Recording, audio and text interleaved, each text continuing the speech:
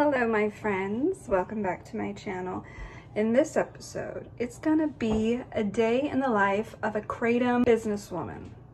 So it is a part of a mini series that I started, a day in the life of a fill in the blank, Kratom mom, Kratom wife, Kratom businesswoman, etc. So the last one I did was in the life of a Kratom mom, gave a glimpse into a day in a life of a mom who consumes Kratom.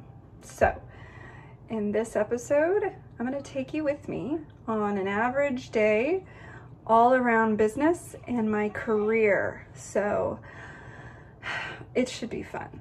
And you know me, I'm always raw and honest, so I'll show every part of an average day when it consists of work. And that means my businesses that I own, the channels of income I take in and work on, as well as my pension job, career, day job, and my schedule throughout.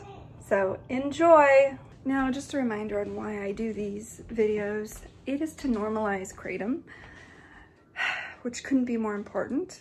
I think showing you a normal woman, mom, businesswoman, wife, etc., living her life with Kratom, unashamed, taking it even in public, and all that is to help to normalize it as much as possible, to take away the taboo scent of what Kratom kind of alludes to people.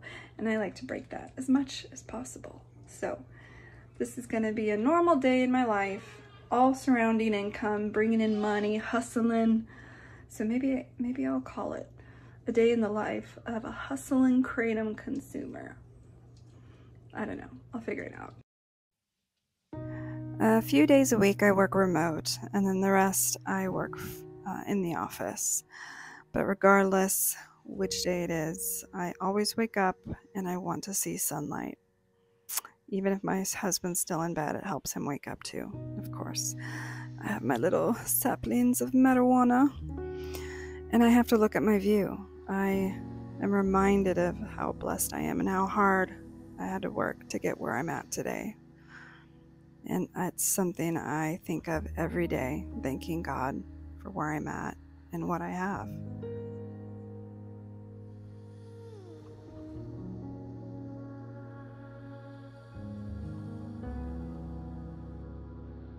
I always put in one of my earpieces. I know. I am that kind of person. I have to have one in my ear because I cannot miss a notification from my boss, even first thing in the morning. So I put that in while I wash my face, brush my teeth, and put on makeup. One thing I do religiously is put on concealer. I am a Latina, so I have natural dark under my eyes. And not all of us do, but many of us do. I grab my water, which is still full of ice, which I love. I love Hydro Flasks. And my pup is always right there at the bottom of the stairs waiting for me, like a faithful dog. And of course, I dose with Kratom. First thing when I'm down the stairs, I get my drink. I usually have flavored water, and that's how I will dose. Toss and wash, of course. That is my preferred method. And this is because I live with chronic pain. There's not a moment where I'm not feeling the pain. And so one thing that really helps keep the pain at bay is Kratom, which is a tropical tree that has medicinal properties. People have used it for centuries. Natives from Indonesia and the Pacific Islands. It's a huge favorite, and it's gaining momentum nationwide, which is nice, as well as international. Still a lot of legal battles to win, but it's what I am here for, to help normalize it with little videos like this. I set up my workstation if it's a day that I'm working remote. I pull those things up, check the emails, make sure there's nothing pressing that needs to be known first thing in the morning. I get the VPN going, which could take 15 minutes. I have a pension job with the state, so VPNs are a must. I go to start my diffuser, essential oils depending on the mood. If we're not feeling good, which today my kids are under the weather, so I grab the Fighting Thieves with a mixture of peppermint. Beautiful combination if you've not tried it before.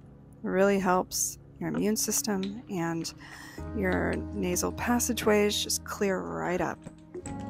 Taking care of your looks, your beauty, the vessel that God has created, that you live in, that you are responsible for. I find any type of self-care to be a form of a ritual. In fact, that was definitely played out in the Roman era, in the Babylonian era, when you see it in the eunuchs or whatever, along with the concubines, right? They all took care of themselves. It was like a freaking orgy of self-care. So I always leave my face oils, the ones that I actually create in my apothecary anyway, with intention and magic and a lot of energy.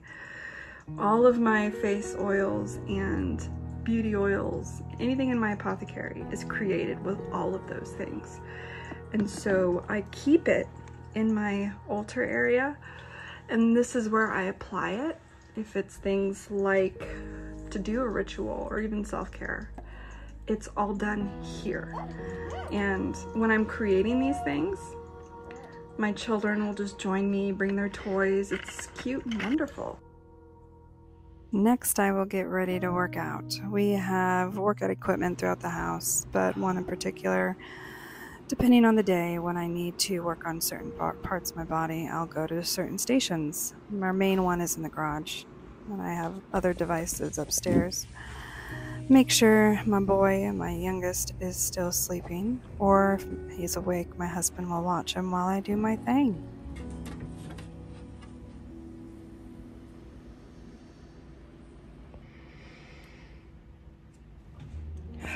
Kids will be kids, right?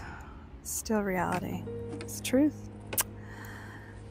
Throughout the day, I will, of course, tidy up as much as I can when I see the need. I do like to balance work and home life as best as I can. So I put on whatever I'm feeling for the day. Today I'm kind of feeling Sade. Oh, I love her.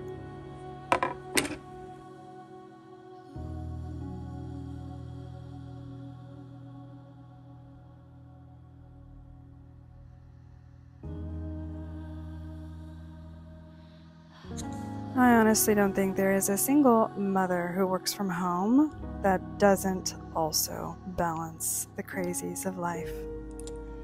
As many of you know, I also own a few businesses. One in particular, for my clients, I'll create oils as their life coach. And these are, of course, custom oils with nature, nothing artificial. The scents are all natural.